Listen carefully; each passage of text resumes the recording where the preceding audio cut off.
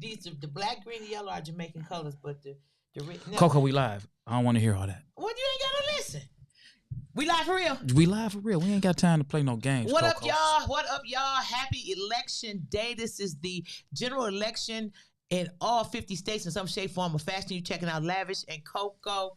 What up, though, Lavish? What up?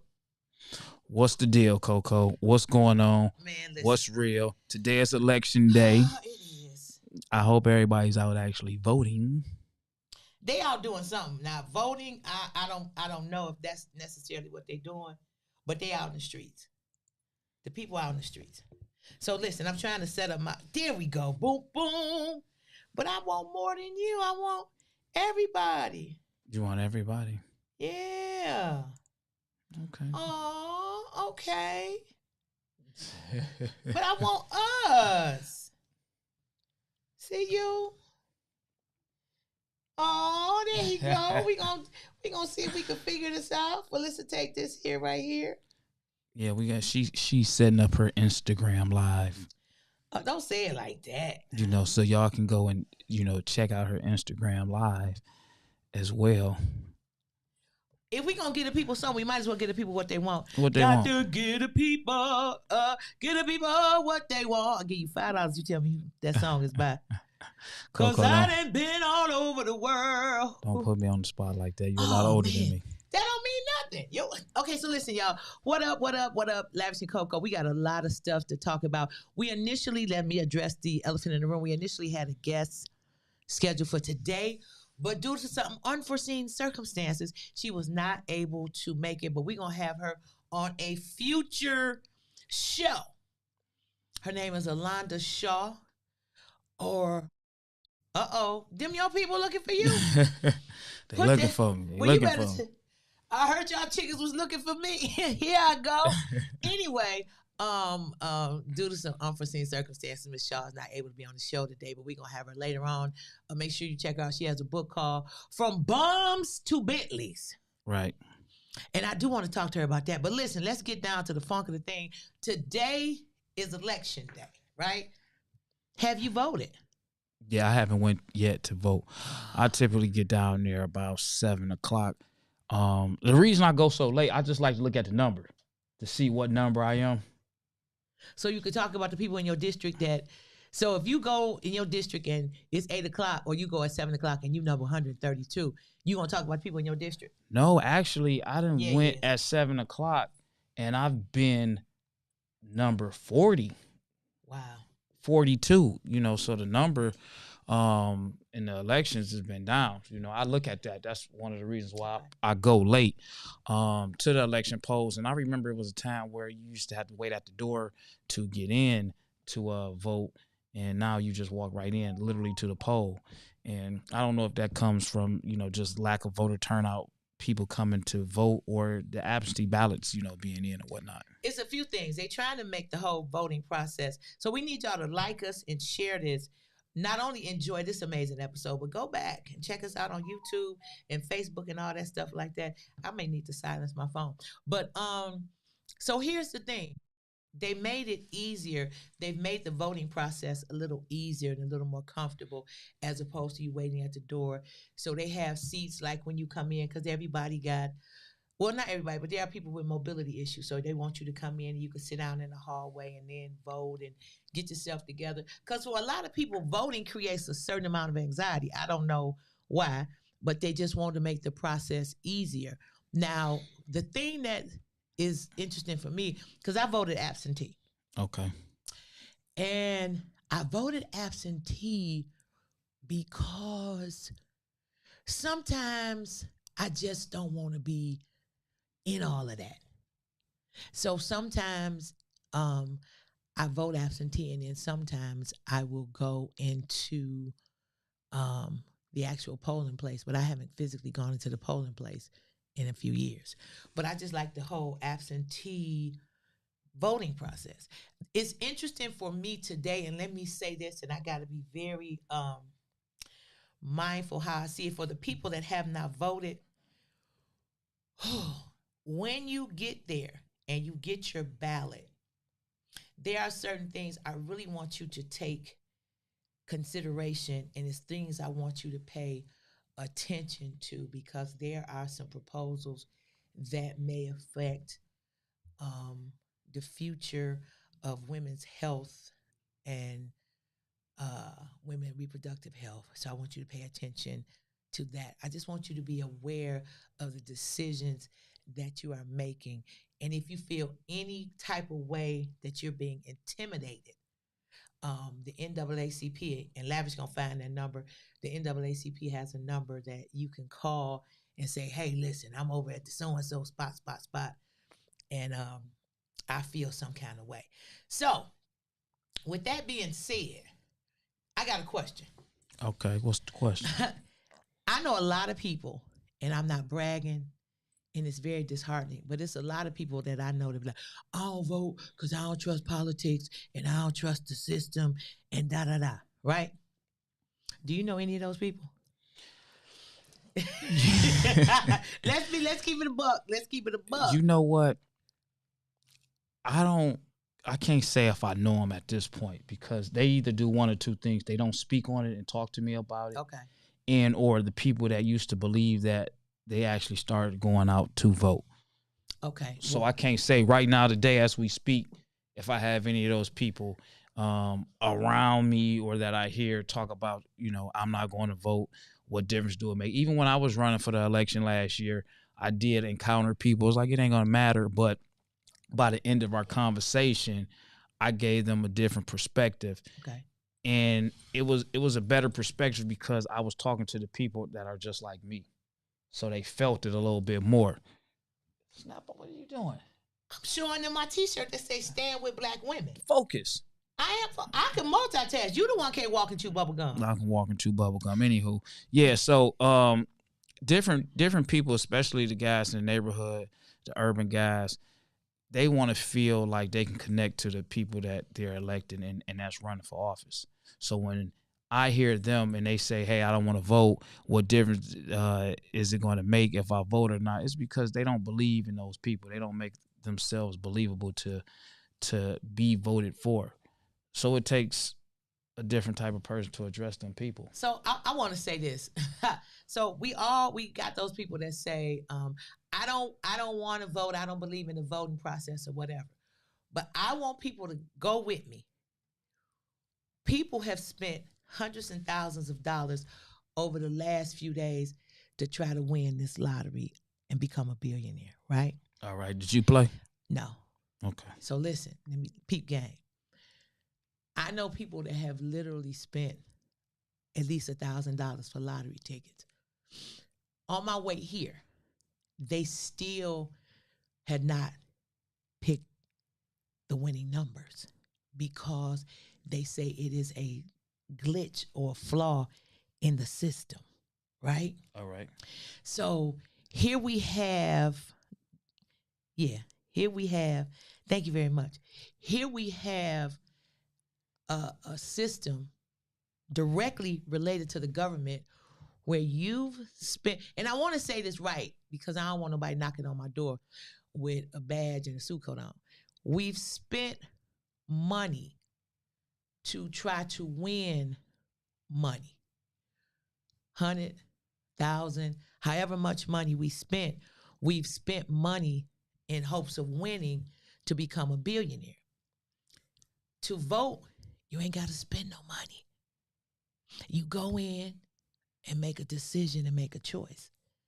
So for the same people that say, I don't trust the government, you still don't have a winning number for this $1 billion for this lottery. Let that sizzle in your mouth for a minute. You did that. I don't know what happened. You read your hand over here and started messing with stuff. I did. Go ahead and redo it. Man, why you bothering me, man? Go ahead and reconnect it, Coco. Listen, Lavish like a bad little kid. Y'all know that kid that show up at your house?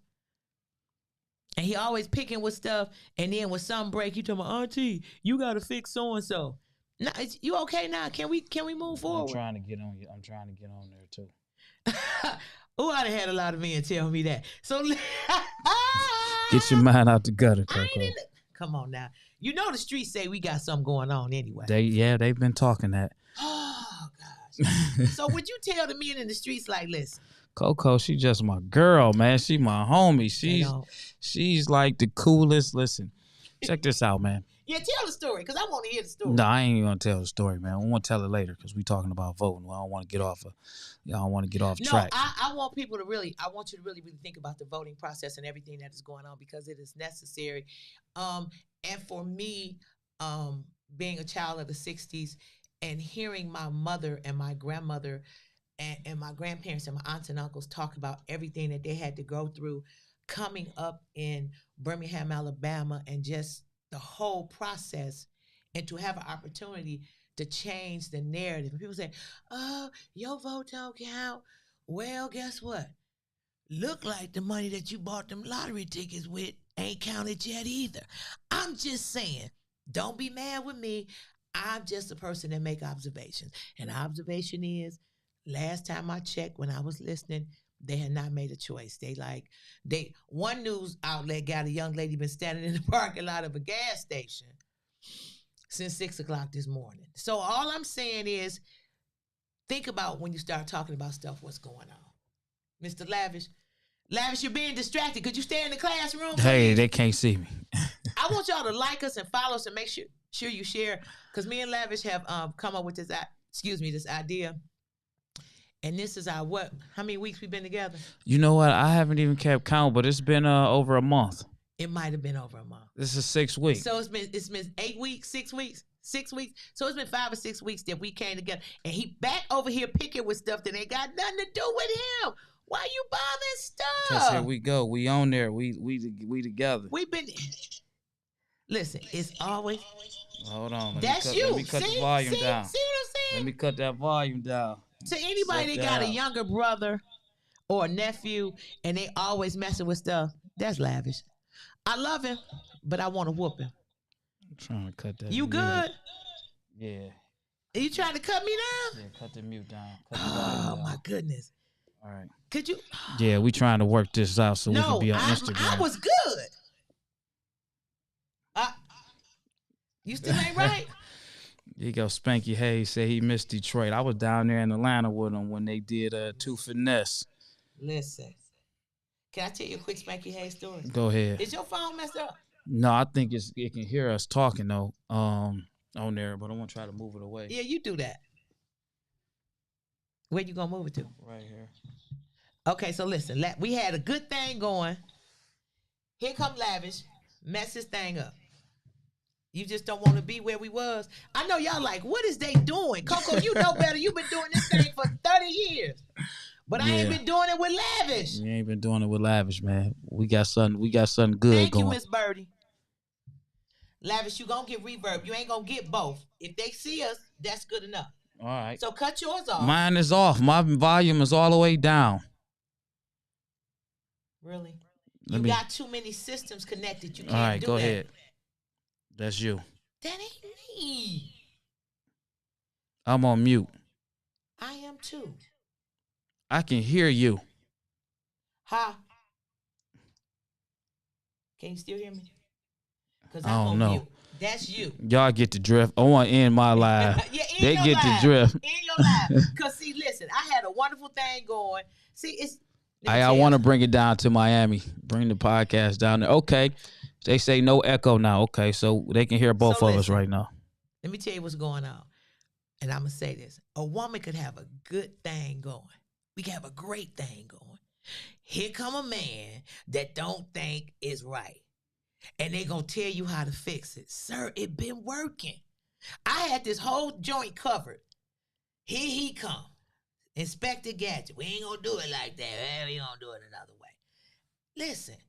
I don't tell you how to do what you do. Stay over there with your stuff. So anyway, back to the whole election process. I want you all to get out and vote. I don't care where you are. All over the country, voting is really, really necessary right now. We got a lot of stuff at stake. And we just need to honestly deal with the stuff that we're dealing with and be really, really honest and come forward with that. Stick a pin in that. I want to address something. And this vexes my spirit. What up, Mike Mallory? Am I the only person that when I go to a restaurant and the person is serving the food, preparing the food and taking your money with gloves on? No, man. It's listen. Am I the only person mad as hell No, about that? I done seen it. I done seen the lady. I done seen the guys. I can't do They it. come to the register. They do it. help you. Then they go to the back, prepare your food. I'm that guy that stands in line that makes a fuss out of it. You supposed to. I'm that guy. I'm the one that makes a fuss out of it. You supposed to, because it's cross contamination anyway. Because once you touch anything and touch something else with gloves on, throw them gloves away. Yeah, I'm the guy that's holding the line up because now I need y'all to make my order. Y'all to make my order over. Absolutely. And then when you ask them, hey, did y'all do it? So and so and so. No, we just changed these gloves. No. I sat and I watched. Yes. Yes. I watched people. Yes. So me and a TSA agent at the airport. I don't want to say it was a beef, but they had to pull me out of line. And I know when I travel that because I'm a person of size, it's just some questions that's gonna be different. So I had on some sweats. Whenever I travel, as I get a wheelchair. Okay. As of late, as I've gotten a little mature and I realize that I can get a wheelchair, I get a wheelchair. So at the airport, get to the thing, get ready to stand up, had on some slides, right? So stood up, went through the thing. You know how they do the little thing in, the thing go around you, whatever. TSA agent, they talking amongst themselves. So I'm the person that's looking at the monitor to see what light up, to see what you got to search. So the young lady say, well, I need to search you. Come over here. I said, well, let me put my shoes on. And the guy from the other side, like, what did she say? I said, let me put my shoes back on. I'm not finna walk on this funky ass airport floor with my shoes off. So the girl pulled me to the side and I said, listen, I don't have a problem with you searching me, but could you change gloves? So here the guy go from the side. Is she giving you a hard time? I holler, I said, no, sir, I don't mind her searching me, but she done had these gloves on, and I know, and it's like 6 o'clock in the morning, I know she done touched 1,000 people with these same funky ass gloves on. So she's standing there, she kind of don't know what to do. I said, I don't have a problem searching me. So she's searching me, and she told me, I'm gonna have to go rub my hand under your breast. So I went to hold them up, and it got to me, she don't need no help. And before I knew, I said, these my titties. I said, I know you searching them, but let me hold them up. Because she act like she was scared. I said, girl, you need to take a lunch break. So they searched me, and the guy kept looking at me all crazy. And then somebody walked up and spoke to me. And he was like, you know her? And he was like, yeah, you don't know who that is? He's like, no, I've never seen her before. And they whispered. And then he steps out. Now, he's supposed to be like a TSA boss. He steps out of line and just started looking at me. I said, can I help you? They said you're somebody famous. I said, I'm a passenger trying to get on the flight to go to Houston, bro. That's all I'm trying to do for y'all. Go get them dogs. Because I done had the dogs walked up on me. And the dog be looking at me. I'm looking at the dog like, I know, man. Oh, I know you smell them turkey chops I cooked this morning for breakfast. That's really all I got. I ain't going to carry no dope on me. I ain't finna do all of that. That's not necessary. Because I ain't trying to go to jail. Because I know they ain't got nothing in jail to fit me. They ain't going to have no shoes to fit me. They going to have to cut the back out. You look like you can be a rock boss, though, Coco. I'm not. Like, for real. You look like you can run the block. No. You know, you can run a cell block up there if you went. Nope. You know, you got the size, you got the attitude. But it's always going to be a little short girl that weigh about 112 pounds named Valita that's going to try to fight me, and I'm going to have to split her wig like a pig foot. Nah, I'm in solitary. Now they got me. Now they got me in solitary because I done fought a little chick. No. No. Somebody else told me this, but you probably would do okay in jail. I don't want to. Yeah, you look like the type that, regulate a weight pit. Nope, because then it's a whole issue. I ain't gonna wear no bra, then I'll be looking like a soft lesbian and all that. I'm not finna do none of that, man. No, it ain't in me. No. Then some woman gonna tell me to braid her hair, and I'm gonna say, you got me messed up, and then I'm in solitary. Nope. And then who gonna send me letters? Oh, you gonna get a gang of fan mail. Yeah, no. At least for the first 60 days, because after that, everybody forgot about you. That's my point. Ain't nobody thinking about you. Well, listen, they think about you. They do think about you, but it's like your life is moving at a real standstill while they everyday life is moving fast. So it don't line up. Let me tell you what some people here on the outside think about people in jail. They feel like that person's life is more normalized and regulated than their life. They feel like they ain't got to buy no gas. They ain't really got to pay no bills. They okay. And my argument is, well, yeah, but they still need whatever. And a lot of people say, well, they've adapted. And I understand because I know people that they've been sitting down for a minute. They've been sitting there for a minute. Every now and then, I get a call and we talk or whatever. It's different. And I think me and you had a conversation about when people go to jail, whenever they come out, they stuck wherever they went. Yeah. Whatever year. And you know what's funny? It is. I know somebody that went and they sat down. Like they sat down. They did at least a dub. And when they came back, they wanted to wear everything that was in style when they left.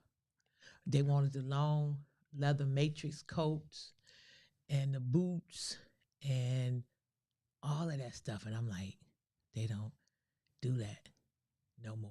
Yeah, but they don't know. They like you say, their mind is still stuck on. I know, but somebody gotta say, "Hey, man, don't do that." So listen, we need y'all to like and share. Y'all listen to Lavish and Coco. It is election day, and we want y'all to get out and vote. And actually vote. Vote. I don't know who you voting for, but vote. Yeah, vote. Listen, make a choice, make a conscious decision. And let me say this. Ooh. I remember I wanted to run for school board for the city of Detroit. And I had filed all the paperwork and did all the stuff that I needed to do. And the guy that was on Fox 2 at that time, ML Elric or whatever, was doing a story about the school board candidates. And my name came up, and it was my government name, right? All right. And it was so funny. He said, this person right here, how can they be run a school board and they've had evictions and this and this? It was funny, but it was like, she can't manage so and so and so and so, and she's had this and she's had that and she's had this, because all your information is public record. Right. So after he ran all the stuff and the story ran, my phone started ringing like, hey sis, I didn't know you was running for school. I said, yeah. My name was, and I can't remember what year it was. I think it was like 2017, 2018, whatever. My name was on the ballot and everything, but it was my government name. And then my job told me that if I ran, I would have to be off the radio for 90 days. So I didn't do it. But I think I would run now. I wanted to run for mayor of Highland Park too. I did. Why you laughing? You wanted to run for the mayor. Oh, Highland Park, yeah. So we got Mayor Coco in office. We will have Mayor Coco running city of Highland Park. Yeah. What would be one of your what would have been one of your first things you would have done in the city? What would be first on your agenda? Pick city government up and shake it, and whoever held on and sustained should. And I know you can't do that because most of those people have been elected by voters process. Correct. But to definitely work out the city government, because it's one of the things that I've noticed in big and small cities. Sometimes people hold positions for too long, and change has to happen. And I'm not saying it's necessarily anything wrong with you being in that position, but you have to change. And you ain't the boss of all this shit. I know I owe you money for cussing, but but you really not the boss. And for smaller cities, it's so disheartening. And I love my city. I love Highland Park. But sometimes just getting simple information from small cities, it's so hard. You can't even get a question answered. And it's disheartening. And I really think I think I would be a great mayor. Because I know people and I know what people need, and I know some of the things that are definitely lacking systemically across the board. One of the things, in order for me to run for mayor of Highland Park, I would have to live in the city of Highland Park for 2 years before I could run. That was one of the stipulations. Why do you think, and you spoke on, people being in the seat for so long, why do you think it's so hard for the new generation, the up and coming people that's out here trying to make a difference, that's out here running for these seats? Why do you think it's so hard for them to actually get a chance to get in these seats? Because some people with an older mindset, notice I didn't say older people, I said older mindset, it's hard for them to let go because we don't know what our next move is going to be. It's just like somebody that work at a job for 30 years or 40 years, and then when they retire, they don't know what to do because they've done that all of their life. If you start a job at 20 and you work that job for 40 years and they say, okay, go, bye, you don't know what to do. You lost. Unless, and here's the thing, there are a lot of older people, seasoned saints, let me say that are willing to learn other things. You got to be willing to learn something else. But if you're not open and willing to take suggestion and even border on being afraid, and I love Joyce Myers. I listen to Joyce Myers, and she has this book out, and it's called Do It Afraid. You gonna be afraid. It's gonna be uncomfortable. But even in where you at, it's uncomfortable. You done did this for 40 years, and now they tell you, okay, thank you, here's your care package. You'll get X amount of dollars a month, but we need you to go. What you gonna do? You gotta have another plan. We don't want to. Computers are challenging for us, and I'm that person. Yeah, I'm learning computers. I'm learning how to navigate with a computer because all the years that I did, all the years I did radio and all the stuff that I did, we had an intern, we had a producer, we had somebody to do all that. So now I'm at the point where, okay, let me learn how to do this. Let me learn how to do that. Let me figure that out. Let me do that. Okay, I could do that or whatever. And I am a quick learner, but I have to put my heart into what I want to learn. So I got to say, okay, this is bigger than you. This is something that is very necessary. Change is scary as hell. It is. That's why people got to get out and vote, because when we talk about how people on one side, they complain about how things don't change. Why do I need to vote? Blah, blah, blah. They keep doing the same stuff. And then we talk about how we have individuals. I'm not taking away from the jobs that they're doing, because some people sit in these seats and they do great jobs. Some people just sitting there and they hold the seats. But when you feel like, hey, why am I voting when we keep getting the same thing and nothing's being done about it, and we still have these same people sitting in these seats for so long? That's why it's important for you guys to go out there and vote, because if you feel that way and you actually come out in numbers and actually vote, then things can change. You can open up and you can put different people in there. It's so much power in the vote that people don't even realize it. But it's like, and this is true, and I want the people on social media, y'all listening to Lavish and Coco, and I want y'all to really be honest and transparent and tap in. My folks on IG just checking me out. Thank y'all. We doing IG Live. We adding stuff to the show. Listen, in a couple weeks, this show gonna be the bomb. It's gonna be the bomb. We working on it every day. Listen. And that's another thing. You got to be willing to work and put your effort into it. And Lavish will call me in the middle of the night like, hey, listen, so-and-so and so-and-so. I'll be like, okay, cool. And I call him. Let me tell you. Okay, we're going to come back to that, but let me say this. We all know one person, man or woman, that been wearing the same cologne or perfume for 20 years. And that's just thing. So it's women been wearing white shoulders, white diamond, and white linen for 20 years. That's they scent. No, your body has changed. You done went from childbearing to childboring. You can't have no more children. you stink. It stinks. It does. It stink on now. Think about it. Think about it. Your body chemistry changes constantly. And if you wear, and I don't give a doggone who it is, I tell you to your face, if you wearing the same cologne or perfume that you've been wearing for the last 20 or 30 years and you think it still smell good on you and ain't nobody told you that shit smell like sweet turpentine, that's because they like you. Same thing for the men. Same thing for the men. If you still wearing Jupe or whatever y'all call it, or Halston or Hermes or Dracar, and you still wearing that after 20 years, it stank on you. And then I've been places and I said, God, what is that? Oh, I got on Pierre Cardin. I've been wearing it 40 years. Well, give it back to Pierre because it stank on you. Well, I got three colognes that I wear. Do you switch them up? How long you been wearing them? Do I switch them up? Yeah. Okay. I don't wear it every single day, so it's not it's not a every single day thing, but I kind of, in my mind, I got something I wear when I'm going out in the streets. Okay. I got something that I wear when I'm going out, dressed up. Okay. And then I got something that I wear when I'm just like, I'm about to run in here real quick. Okay. Let me shoot on something real quick. Okay. So you got the one you just keep in the car, No. for when I'm, that's me unplanned. Okay. I'm going somewhere. Okay. Man, let me real quick go in. So I switch it up. I switch it up between the three. Let me put y'all up on some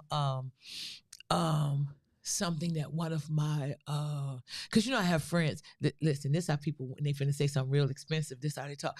I have friends from all over the world and fashion designers, and they've worked for some of the best. They have some of my other friends in France and Milan and different places. It's a few things I learned. Let me tell you about perfume and cologne. All right. Number one, perfume and cologne should never be kept in a warm place. It should always be kept somewhere cool. Your bathroom is the worst place to keep perfume and cologne. Your car is the worst place to keep perfume and cologne, because what the heat does is causes the molecules to dissipate, and it changes the smell of the perfume and the cologne. It can make it weaker or stronger. That's number one. Number two is, as the seasons change, so should your perfume or cologne change. So when it's lighter outside, summer, spring, your perfume or cologne should be something that you could see through, something citrusy, something light, or whatever.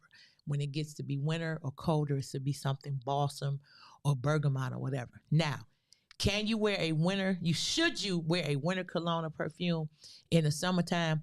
We hope not, but you can wear a summertime lighter citrusy scent in the winter months. That's number 1, 2, 3, and 4. Number 5, if you're going somewhere and it's a group of people, like you're going to a hospital or a meeting, please try not to wear perfume or cologne, because people do have allergies to perfume and cologne. And the proper way to wear it, you kind of hit your pulse points, which is your wrist, and you dab, and you go about your business. So all you people that got your perfume in the bathroom or whatever, you breaking up the molecules and it changes. If you got a bottle of perfume, then you done have 4 or 5 years and you smell it, it's going to smell different, because the heat causes the change in the molecules. Nah. All right. All right. Well, I'm glad that I had a fragrance tutorial. I don't know where that came from, because I want people to know, because it's finna get cold, and I'm tired of people wearing that throat ripper stuff. Coco, let me ask you, man. Share with me your weekend, because you sound like you got a lot of stuff to talk about today, man. I got everything to talk about. I want to hear it, man. What's on your mind? What else do you have to talk about? Niggas are on my mind. Can I say that? Let's talk about that. Okay. And when I say, listen, I say the N-word with all the love and compassion. Okay, a compassionate I do. word. But okay. You know what I want to talk about real quick? I want to talk about this whole Kyrie Irving incident in this situation. So here we have a situation where Kanye West went on several media outlets, and he said several things disparaging, air quotes, comments against the Jewish community. And before it hit the ground, Kanye, money started leaving. There were different groups and organizations that started to cancel Kanye because of what he said. Kyrie Irving decided to repost. Let me stay with me. He reposted something that he found on a media outlet, and they going off on him. At one point, they said he was going to make a $500,000 donation to a Jewish group or advocacy group. I don't want to get it wrong. And they said, no, we don't want your money. So at this particular junction, Kyrie Irving said, you know what, NBA, I'm going to retire. I'm leaving. I say that because there are certain communities in our world that you can't say nothing about because they will literally try to snatch the rug from under your feet. Now, as people of color, we've been victimized, we've been vilified, we've experienced microaggression, we've been called niggas, we've been spit on. A young girl in Kentucky working at a desk in a college last week had an incident with a crazy ass white girl. Yeah, that's what I said. The girl attacked her, spit on her, called her niggas, called her bitches, and everything. And the black girl didn't fight her back. The white girl worked at Dillard's. Since the incident happened, Dillard's has let her go, and they've issued this letter. Kentucky, the college, I think it's Kentucky State. I think it's Kentucky State, thank you very much, has issued comments and all of those things. Had that situation been reversed, had that been... It would have been criminal charges. And then when the police got there, the white girl, and I said white like that, and I ain't saying it for all people, but for her, when the police got there, she fought the police and spit on them and bit them. Had that been reversed, had that black girl bit and fought the police, come on now, this whole story be different. No, you know this story will be different. No, it definitely would be, man. They say, a lot of people say does racism exist? What do you think? It's still there. What? It's just hidden in different types of ways. Sheesh. It ain't hidden. A lot of it is hidden. No, it ain't. A lot of it is. It ain't. It's not. It's in your face, but it's still hidden. I mean, because you can have people hide stuff well. You go to work every day, and you might work with this guy of an opposite race. And he does, y'all work together, but he's really racist. He's hiding it because he has a job to do. Absolutely. But he doesn't like you. But listen, guess what? I've gone to work every day, and I worked with people that look like me that didn't like me. That is very true, too. So my situation is, I've had people on both sides try to cut my throat. I've had people on both sides do things to mess with me or whatever. So I'm not going to give it all one race. I'm not going to say just this or just that, but we pay attention to it. Quick story. Hey, y'all listening to Lavish and Coco. Make sure you check us out, like us, post us, check us out, follow us or whatever. Today is election day. And I think y'all know, stand with black women, because we need y'all. I did an event a few years ago, Lavish. All right. And it was a beautiful event. And I'm not gonna name the name of the foundation, but it was really, really a big event. A lot of people, a lot of shakers and movers at the event. And the event surrounded young people in education, and it honored different schools in the region who had a tremendous growth in their attendance at their school. So if you had a particular, and they used to do it every year. One year they did it, Mary J. Blige came out to the school that won. And one year they did it, LL Cool J came out.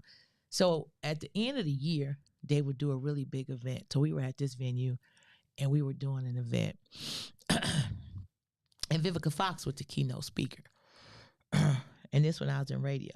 So you got the whole dais, everybody sitting on the dais, the shakers and movers, the people that everybody like, oh, that's so-and-so, whatever. So I'm sitting there, and I get up to do my part. I had a speaking part and to say everything and do everything that I needed to do.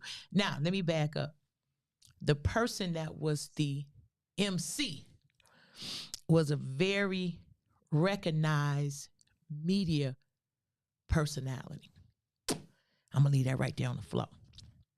So when I got up and I spoke and I said everything that I spoke, and I acknowledged all the young people that were present and all their parents and all the principals and the educators and everything, and I did what I do. When I sat down, this person who I had admired because of what she did, she walked back up to the podium, and this is what she said, and it was like somebody shot me with a gun. She said, "Oh my goodness, Coco, you speak so well." And you could hear everybody in the audience gasp. One of my buddies was a photographer, and he was standing in front of me, and he kept doing his hand like this, like fix your face. And I couldn't believe this woman said this. So I processed it. I got myself together, and I was looking at that time one of my business partners, and I looked at him, and he just turned his back, and it was so hard for me to do two things: fix my face and literally keep from crying. How dare you, as a black woman, we both media personalities, you do TV, I do radio. How dare you pick this? And it might have been 2,500 people at this event. Okay. How dare you even say that? Even if that's what you felt, wait till we meeting and greeting and talking and chit-chatting later on to say that. You don't say that. So when you talk about aggression and prejudice and all that stuff like that, I've experienced it from both sides. But for her, man, listen, I really wanted to tackle her, but I said, no, that's not going to be appropriate. So I've experienced all of that from both sides. I've had people say slick stuff from both sides, and I've had people that didn't look like me say all kind of slick stuff. And I'm like, did this bitch just say what she said? I mean, like, really, because the person that this me, I'm going to be the same person all the time, but I know how to shift gears. So I know how to navigate, and I know how to move. My personality is the same. I could do hood, I could do Hollywood, and I could do everything in between. So let's be clear about that, because that's what you learn. And I've gotten those little snarky comments from folks that look like me, men, people that didn't look like me, all kinds of stuff. I had one lady tell me, we were backstage and we was doing an event, and I was the mistress of ceremony. And I don't know why. People, let me just say this right here. Let me put a pin in this. You listen to Lavish and Coco. Stop all them long ass, funky ass introductions, okay? Or listen, if somebody say send them a bio, a paragraph is enough. Because anything over than that, people ain't reading it no more. And plus, they got the brochure, they got the pamphlet. So all that, son of a sharecropper and all that, and then all of that, and it after a while, it start to read like obituary. I said it. I said it. Stick to the basics. But this woman had the person I was introducing had this real long, very intricate bio, and I read everything on it. And then when I finished, when she came up, you know what she said? What'd she say? She said, "Good job, girlie." I said, "I be damn." Oh my goodness. And my girlfriend that had hired me, she knew I wanted to tackle the shit out this woman. You girlie? And it wasn't about listen, it was a bowl of grits and about 5 specks of pepper there. I wanted to tackle her.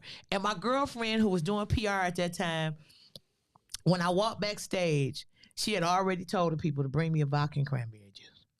And I sat there and drank. She was rubbing my shoulder. She said, "I know you want to fight her." I said, "I want to choke the shit out of her." I said, "Did you hear her call me girlie?"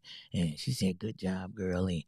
And she probably didn't mean it, but for me as a black woman, a white woman call you girlie? I'm going to the car. I'm making some nunchucks out of a broom that I done cut in half for my mama gone out. I'm making some, what? Okay, calm down. Let me calm down. Have you ever had, listen, out of all your years of comedy, let me ask you, have you ever had a comedy fight? Disagreement? Like, what's a comedy beef with stand up? Have I had a How does that work out? You hear this breathing. You hear that breathing. You almost made me take my hat off. I'm just curious to find out. Y'all, I mean, how do y'all work that out? So Y'all I supposed to make people laugh. I've never really I've had a disagreement. Okay. But like I have been in the audience and certain comedians didn't know I was in the audience. Cause sometimes like they do open mics, or maybe I'll touch down in a city, like maybe I'm in Chicago or I'm in LA or whatever, and I come in a day early and I say, oh, okay, let me go by the Comedy Store. Let me go, I'm in Atlanta. Let me go boom, boom, and see what's going on. And I have been in the audience, and I was in the audience one time, and this comedian did a couple of my jokes. And they didn't know, this comedian didn't know that I was in the building, but everybody else knew. Because when I came in, you know, and I don't come in making a noise. I came in and sat down, but people were like, oh, that's Coco. And they, you know, they didn't know. So when they did the jokes, the audience went silent. Because they knew your jokes. They knew them was my jokes. They knew them was my jokes. And the audience went silent, and she was like, oh, what's up with y'all? Y'all don't know. And somebody in the audience was like, that's Coco joking. She in the back.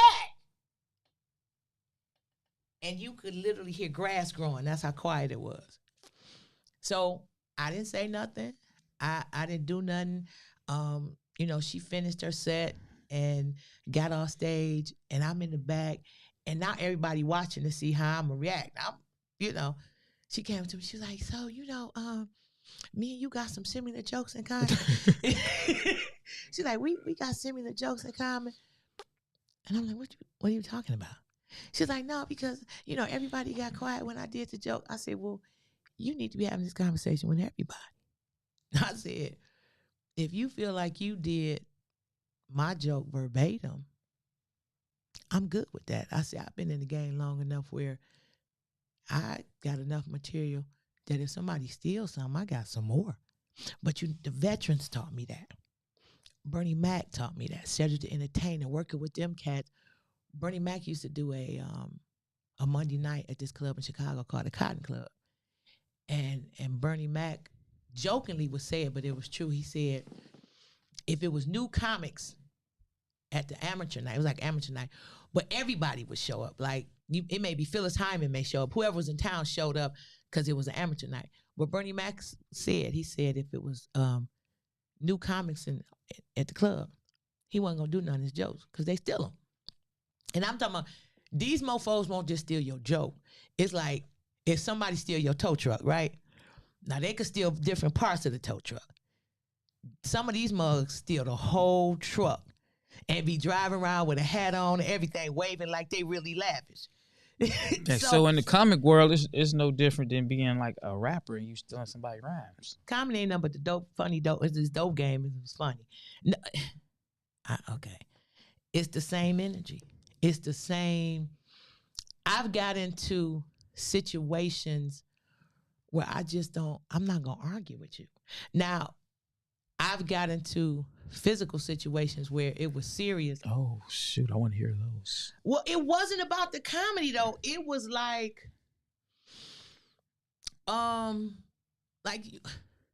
you got to be able to read people. Everything ain't funny. Just because you think it's funny, it ain't funny. So if you in a certain area, you in a certain place in the world, and you looking at a table full of cats, and they ain't laughing at nothing, you know, and you kind of, you know where you at. Like,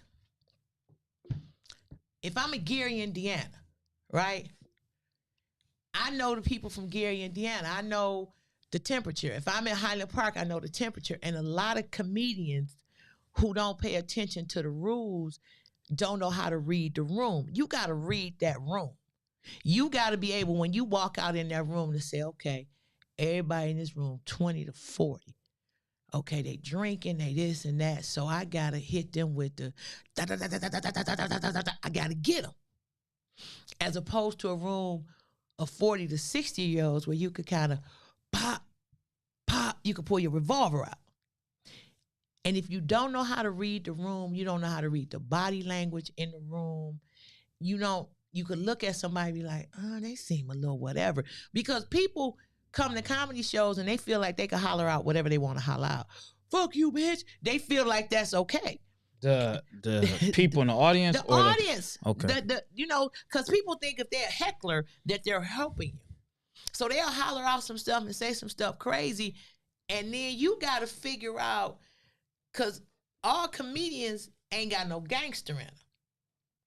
So if you don't know how to read somebody and you say the wrong thing to the wrong person, and security way back in the room, and you ain't got eye contact with security, like you look at security, look at them, look back at security give you the nod like I got them. Because a lot of clubs ain't gonna let you just disrespect the show and heckle. But some places, it's a different temperature.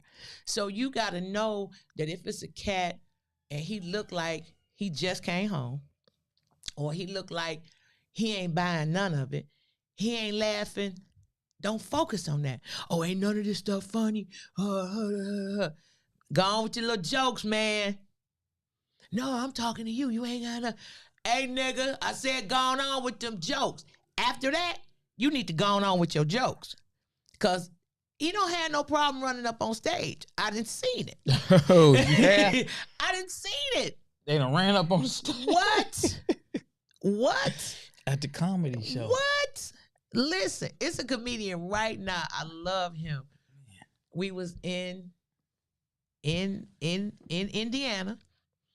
It was right between. Okay, so it used to be a club called TNT Comedy Hook, and on Sunday nights they had a show, and on it would be a crowd of folks that came from Gary, Indiana. But TNT Comedy Hook was one, and if y'all ever been and y'all check this spot out, y'all already know. You listening to Lavish and Coco, checking out the podcast.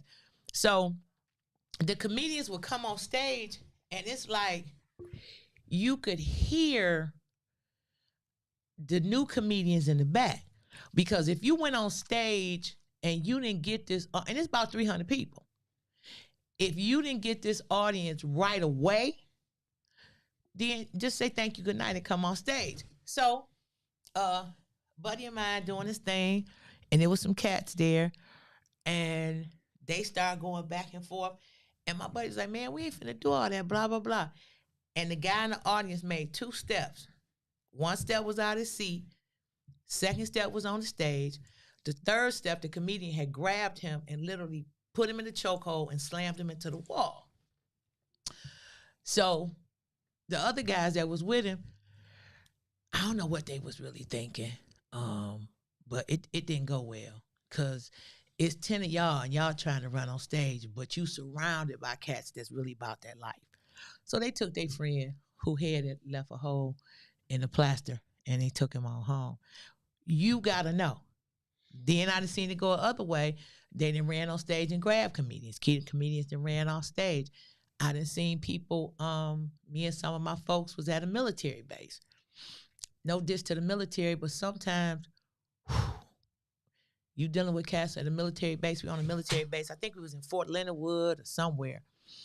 And it was some folks, and it was a table full of people. And when you see a table full of people and they not laughing, just leave them alone. Keep doing your show. If it's 500 people and you got 8 people that ain't laughing, direct your energy somewhere else. This comedian kept on, and he kept woofing. Yeah, I can't wait to go on stage. I'm gonna do this, and this. I was like, dog, listen. And we would stand outside. I was like, leave him alone. No, Coco, see, I got something to say to them. I was like, bruh, listen. We here. Leave them alone. You got your money. It's beautiful. Leave them alone. Now I'm going to say something. Man, listen. He went on stage and started talking stuff. All I could see was oranges and cherries flying in the air. They was lobbing drinks at him.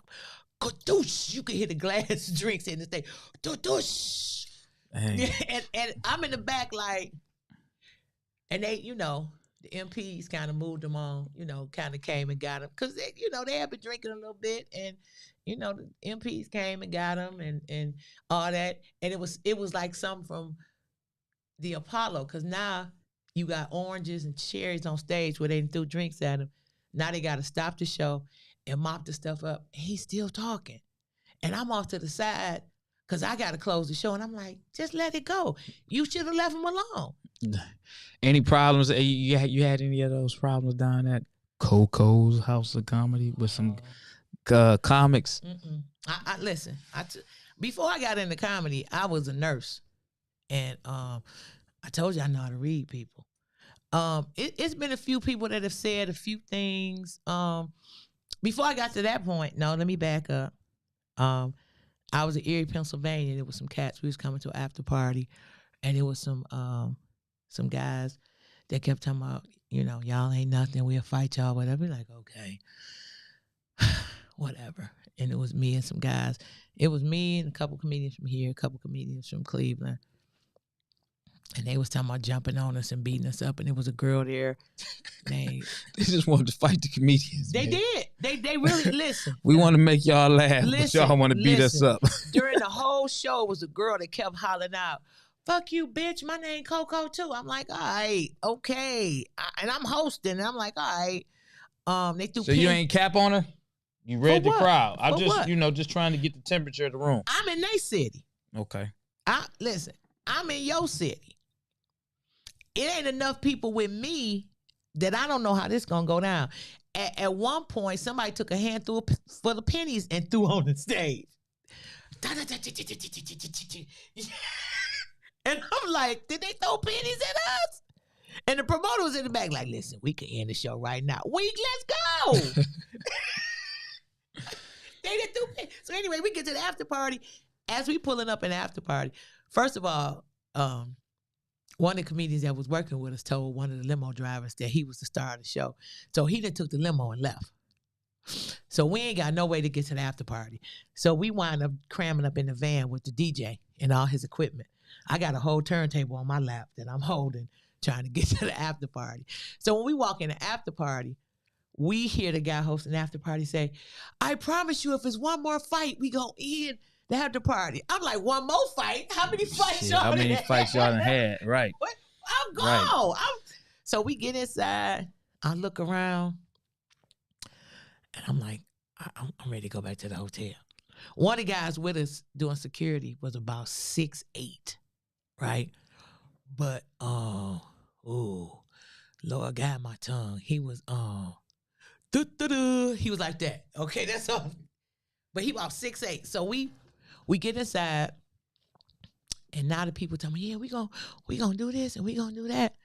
So I just took my earrings off, took my purse. I just slid my purse down in the sleeve of my jacket. I had a small purse. I didn't put my earrings in my purse and put my purse down the sleeve of my jacket, because you ain't finna get my little nickels and pickles that I just worked hard for. So the fight break out in the lobby of the little club that we was at for the after party. Someone said Big Daddy Fritz. Big Daddy Fitz, rest in peace. Had to break it up. R.I.P. R.I.P. to Big Daddy Fitz. Oh my gosh. Ooh. So I'm gonna come back to Big Daddy. We in the lobby like tussling. So the guy that's 6'8", he didn't know what to do. I'm like, hey, make a hole so we could get out. Oh, he was like this. All right. I'm like, all I want to do is get outside. If I had got outside, I was going to either direction. I'm getting in the cab or whatever. I'll meet y'all at the hotel. Man, listen, they went to snatching off people's hats and talking about y'all ain't nothing. Y'all think y'all funny because y'all been on TV. All I want to do is get back to the hotel room. We made it out. Man, that's crazy. And Mike, they was finna fight. When you see Mike Bonner asking, this girl wanted to fight Mike Bonner. And I wasn't going to let Mike fight no girl. So before I knew it, I had like pushed Mike Bonner out the way because I was going to fight the girl. Never mind. Never mind. Listen, everybody, man, make sure y'all go ahead and follow, like, and subscribe on all social media platforms. You can follow me at Lavish T Williams, and you can follow Coco on Instagram at Coco the Comic. Yay! She's on Facebook, Ginger Hudson. And what other platforms are you on? I'm on Twitter. I'm on LinkedIn and all of that. Please follow us. Lavish and I have an amazing plan what we want to do with this podcast. And the thing I like, and I got to say this, when God puts something on your spirit, you have to say it. I like Lavish because we can have a conversation, and it get kind of different, but it's like I feel like I'm talking to my little brother, and he talked to me like I'm his big sister, and I think he knows that I'm not gonna tell him anything harming or detrimental, and likewise. So I love you for that. I know you weren't expecting that emotional moment. Second thing is, I put a post on Facebook earlier this week, and I want to be crystal fucking clear. Say it again one more time. Crystal fucking clear. Okay. I owe you about $100 because I did cuss today. No one, and it's for anybody. Anybody. As of November, what's today's day? The 8th? The 8th. I think I posted November the 6th or 7th. I am not under management with any company, any organization, any marketing firm, any PR firm, anybody in the city of Detroit, anybody outside of the city of Detroit. I am a free agent at this particular point. I don't care what you hear. I don't care what they said. I don't care who they are to you. I don't care how many times you done seen me with them. I don't care how many times you done seen them with me. I repeat, no one is managing me at this particular juncture. I am a free agent. I don't owe nobody no money. Don't nobody owe me no money. And that's how it is. If you want to book me or hire me, my email is on my Instagram page, or you could DM me. And that's just how it is. Don't DM me asking me, well, what happened to you and so and all that, because I'm not finna get in all of that. Dang, you had a lot on your chest. Andre Terrell, the cool DJ, Street Vision. What up, Dre? Andre? He said, "What up?" You know he from my neighborhood. Well, he's from my neighborhood. Everybody from your neighborhood. not from the other side, but from my neighborhood. Okay. He a Mumford Mustang. Okay. I love Andre. Dre been around forever, and the thing I love. Do about you remember Andre, his van? Yes. That popular Street Vision van? Yes. Yeah, I ended up inheriting that van. You got that van? Yeah. I had it for quite some time, man. So every time I ride through the neighborhood, people see the van. It always go back to when he had the van. And I was like, man, where Dre been at, man? Street Vision, man. This van been everywhere. Dre has been everywhere and everything. And we never knew how old each other were when we were younger. So now we know how old each other. But everything that Dre said that he wanted to do and he was going to do and all those things, he did. And when Dre was younger, they used to tease him and say he reminded them of, now he grown, very handsome with the salt and pepper hair and everything. But the comedians used to give him a hard time, say he kind of looked like Chris Rock. But he didn't grown into himself. Now he a handsome, melanated brother. So what up to you, Dre? I think I talked to Dre one time. I was on the phone. I had smoked a lot of weed and he couldn't follow my conversation. But, oh man, not that I smoke marijuana anymore like that. I mean, no, not that, not at all. Like us, follow us, and share us.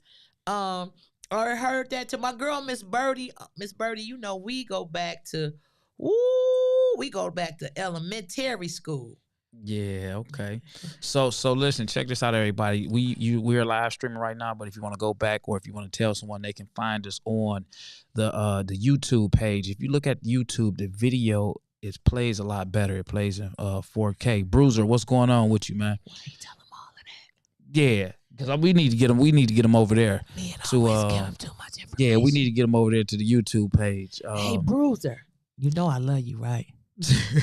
No, listen, Bruiser has, let me tell you something. Let me hear it. Bruiser is one of my protectors. So Bruiser's sister and my daughter are really, really good friends. All right. So Bruiser been one of my protectors. I hate to interrupt you. Bruiser has been one of my protectors for a very, very, very long time. Sometimes I've been somewhere I wasn't supposed to be, and I see Bruiser or one of the Rough Riders in the building. All I need to do was see was one. And I see one, they give me the nod. I'm like, I'm good to go. And people be talking about, Coco, who you with? I said, you see all of them back there, the Rough Riders? I'm with all of them. We gonna get Bruce on the show, and Bruce will tell you the story about DMX and how DMX messed one of the Rough Riders bikes up one time in Detroit. We'll talk about that later. I remember that. I remember that. I remember that. It Rough didn't pay for it. I see what happened, Coco. I was on the bike, and then I'm like, DMX, and it was a brand new bike too. Oh man, okay, we gonna leave it we alone. about to go ahead. Listen, we about to go ahead. We about to end this podcast. It's election day. Everybody get out to those polls. Go ahead and vote. If you don't know what proposal to vote for, read up on it. Google it. Use your phone. But we need to stop preaching. Go out and vote. We need you guys to actually go out and vote, and vote, and vote. And man, vote. It makes a difference. We're gonna end this podcast. Can I say one thing? Go ahead. Y'all need to vote because it's the right. Y'all right to vote. And why y'all talking about y'all don't vote because y'all don't trust it? Y'all still know what them winning $1 billion lottery numbers are? That's all I'm going to say with that right there. Go ahead, sir. Yeah, because I played my lottery ticket, and I'm hoping I win. I don't. Why? And the numbers came out last night at 9 o'clock. It did not come out last night. When is it going to come out? It's an error. It's a glitch in the matrix. Really? It did not come out. Yeah. And you spent $100 million gazillion. Yeah, it didn't come out. However, listen, next week's podcast, we're gonna have my homie on the show. We're gonna have Big Hurt on the show. Yeah, we have it. We bringing Big Hurt. Big Hurt coming on to the show. That's my guy, man. It's gonna be a great show, man. Can and we not broadcast from Powerhouse, maybe?